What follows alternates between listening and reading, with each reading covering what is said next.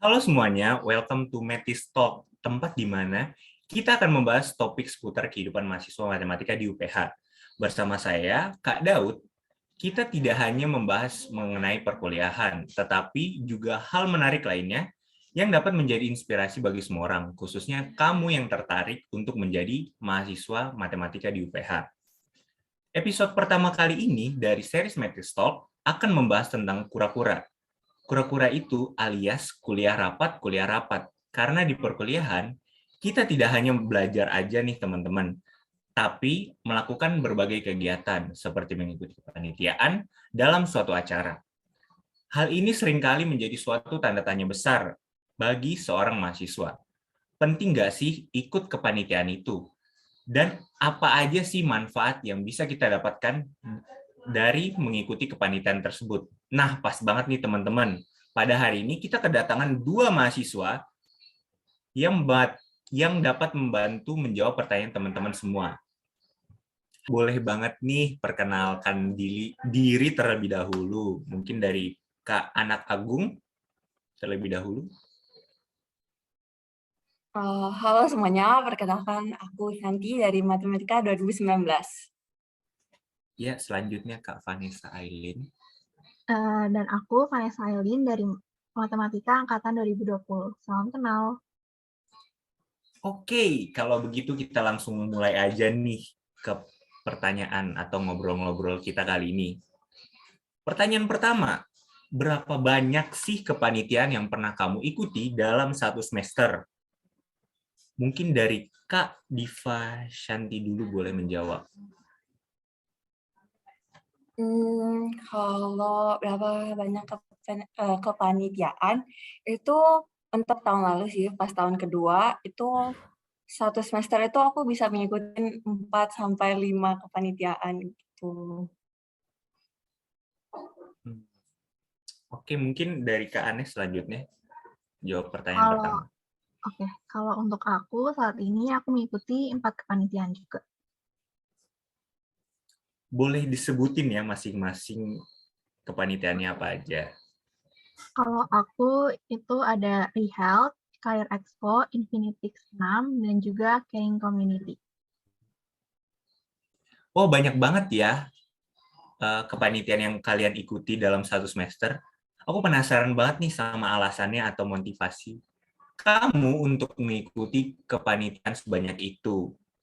Mungkin dari Kak Anis terlebih dahulu. Kalau untuk motivasi awal aku sih mengikuti kepanitiaan itu mencari pengalaman dan juga untuk mengisi CV. Dan juga untuk relasi sih tentunya.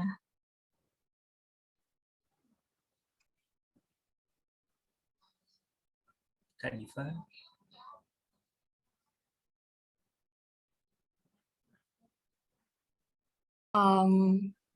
Kalau dari aku sendiri sih, itu aku sama kayak Vanes. Jadi motivasi itu, kalau aku sendiri, waktu itu pengen kembangin soft skill yang nggak terlalu didapetin dari perkuliahan yang biasa kita ikutin. Habis itu kan juga pengen bikin koneksi relasi dengan orang-orang yang belum pernah kita ketemuin gitu. Sama ya menambah sesuatu yang menarik juga di CV gitu. Oh, oke. Gimana sih cara kalian ngimbangin urusan kepanitiaan dengan urusan perkuliahan dan juga sekaligus social life kalian? Dengan panit sebanyak itu, pasti dong perkuliahan kalian tuh kan padat juga kan, jadi ada bentroknya. Gimana sih cara kalian mengimbangi hal tersebut? Saudari Diva. Kalau dari aku sih, mungkin, sebenarnya tuh, untuk ngimbanginnya tuh, nggak terlalu susah gitu. Tapi emang, mungkin awalnya tuh susah banget karena ya pelajaran tahun kedua kan, beda banget ya 180 derajat bedanya dari pelajaran pas tahun pertama gitu. Kayak tiba-tiba, dapetnya kayak apaan nih gitu. Jadi, ya susahnya pas ngimbangin pelajarannya aja gitu. Eee, tapi, dan kayak ya kayak karena panitnya banyak juga yang waktu itu diikutin, jadi kadang-kadang tuh ada waktu, kuliah yang kayak terbengkalai gitu ya, untuk kasarnya gitu, karena ya harus kejar deadline kepanitiaan itu saking banyaknya waktu itu. Tapi ya untuk untungnya we make it works kan, kayak fake it till we make it gitu. Dan untuk social life sendiri itu untungnya waktu itu social life tuh gampang banget diimbangin karena ya banyak teman-teman juga ada di panit gitu. Jadi kayak seimbang lah, rapat sambil hangout gitu, bisa gitu. Jadi terbantu dengan adanya lingkup teman di dalam kepanitiaan itu gitu. Jadi sekaligus aja gitu ya, ikut kepanitiaan sekaligus social life juga gitu, jadi digabung di merge jadi satu. Iya, betul sekali Kak Daud. Selanjutnya Kak Anes mungkin. Kalau untuk aku sih harus jalan banget sih Kak time managementnya. Jadi kita harus tahu kapan untuk kuliah, kapan untuk kerjaan tugas panit, me time, istirahat, dan juga sosialisasi dengan teman-teman lain.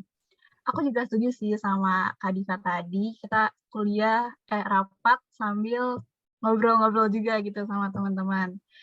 Dan aku secara pribadi sih, aku gunain Google Calendar gitu Kak. Jadi kita tahu kapan waktu yang kosong buat tugas-tugas dan apa yang harus kita lakuin. Dan yang paling penting juga, kita harus tahu prioritas. Jadi kita harus tahu apa yang dikerjain duluan dan mana yang lebih penting. Kayak gitu sih, Kak. Kayak ada kesamaan ya antara jawaban kalian berdua. Oke. Nah, pertanyaan keempat ini agak menceritakan pengalaman kalian nih. Nah, ceritain dong suka duka ikut banyak kepanitiaan tersebut. Boleh nggak sih berupa pengalaman lucu atau pengalaman yang mengasihkan dalam kegiatan panitiaan tersebut? Mungkin dari aku dulu ya.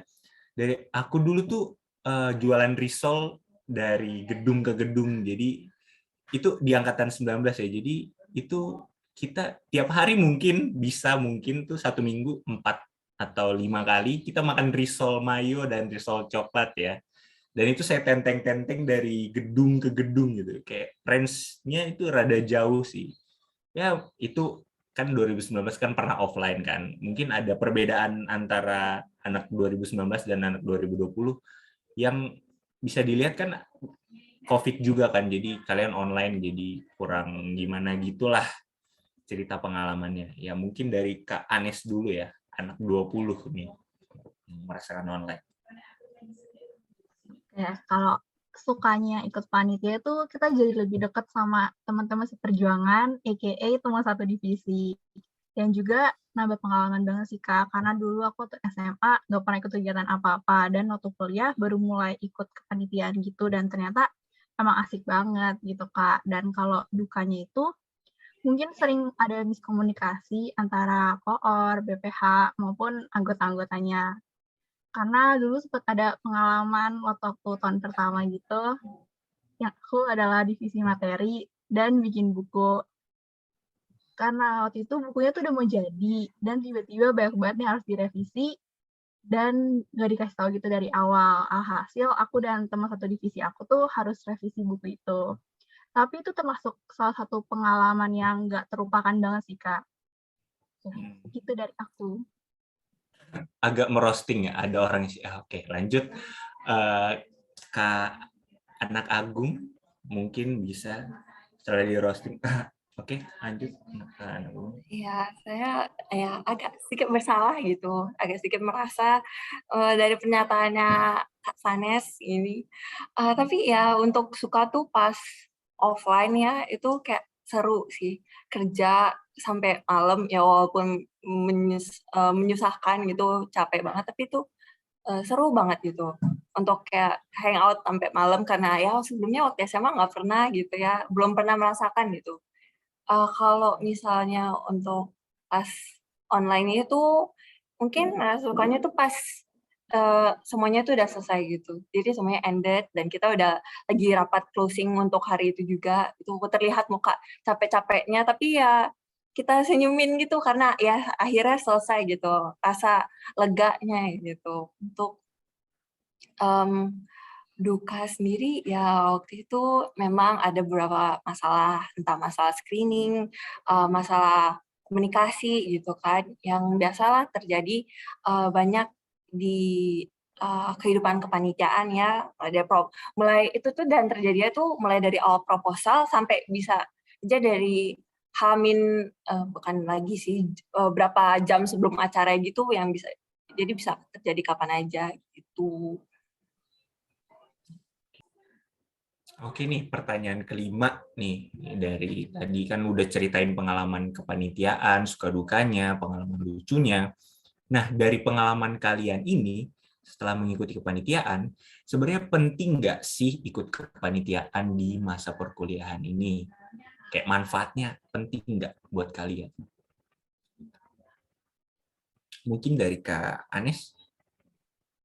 Kalau menurut aku penting banget sih, Kak. Kan kita juga melatih time management juga dan soft skill maupun hard skill untuk kedepannya, seperti teamwork ataupun memiliki tanggung jawab.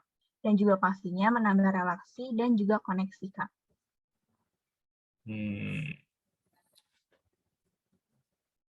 Ya mungkin dari Kak Santi bisa menambahkan atau menjawab jawaban lain. Aku juga setuju sih sama Kak Vanes. Itu menurut aku penting banget. Karena ya itu kan panitiaan salah satu cara yang bagus gitu untuk membuat koneksi setidaknya di tingkat kita sekarang ini. Dan kedepannya bisa jadi nilai plus karena udah tahu cara kerja di tim itu gimana. Dan pasti dengan mengikuti pan itu pasti ada rasa leadership gitu yang terbangun dengan melakukan pekerjaan-pekerjaan yang ada dalam panit itu. Ini last question nih ya buat kalian berdua. Nyesel nggak ikut kepanitiaan tersebut? Kayak bukan satu loh ya, maksudku dari kepanitiaan-kepanitiaan yang telah kalian ikuti. Mungkin dari Kak Anak Agung? Kalau aku bilang sih, penyesalan tuh pasti ada di dalam panit. Tapi untuk join ke panitnya itu sendiri, untuk kayak start kehidupan panit, kayak nggak pernah nyesel deh. Oke, nice one. Oke, Kak Anes, gimana nih? Nyesel nggak? Kalau dibilang nyesel sih mungkin setengah-setengah kali ya, Kak. Karena kan ada suka dan ada dukanya juga ikut kepanitiaan. Tetapi karena emang motivasi awal aku kan untuk mencari pengalaman dan juga ngembangin soft skill, dan aku emang banyak banget belajar dari kepanitiaan yang aku ikuti, makanya aku kayaknya nggak nyesel sih, Kak, ikut panit. That's cool. Oke, bagus. Ya, wow, bagus banget nih jawaban-jawaban kalian ya. Jadi aku menyimpulkan ya. Jadi ikut kepanitiaan itu sebenarnya penting banget nih buat kita-kita. Karena di situ kita bisa mengenal banyak orang yang kemudian memperluas relasi kita juga. Kita juga bisa belajar bekerja sama, memanage, berkoordinasi dengan orang banyak, yang tentunya mempersiapkan kita untuk bekerja nantinya. Banyaknya pengalaman dalam mengikuti kepanitiaan juga dapat menjadi poin plus juga nih bagi kita sebagai mahasiswa aktif. Tapi dengan begitu, kita juga tidak boleh nih lupa akan kewajiban kita sebagai mahasiswa untuk belajar. Jadi harus dapat menemukan keseimbangan antara belajar dan mengikuti kepanitiaan tersebut. Wow, jujur aku jadi terdorong nih buat aktif dalam mengikuti kepanitiaan juga nih, seperti kakak-kakak dua ini setelah mengobrol tadi. Soalnya banyak banget nih keuntungan yang bisa dapat diambil. Thank you ya Kak Diva dan Kak Anes atas obrolan singkatnya. Sangat menginspirasi banget nih Kak. Dan untuk teman-teman semua, thank you juga ya udah nonton video ini. Sampai akhir. Sampai ketemu di Metis Talk selanjutnya. Bye-bye. See you next time teman-teman. Terima kasih.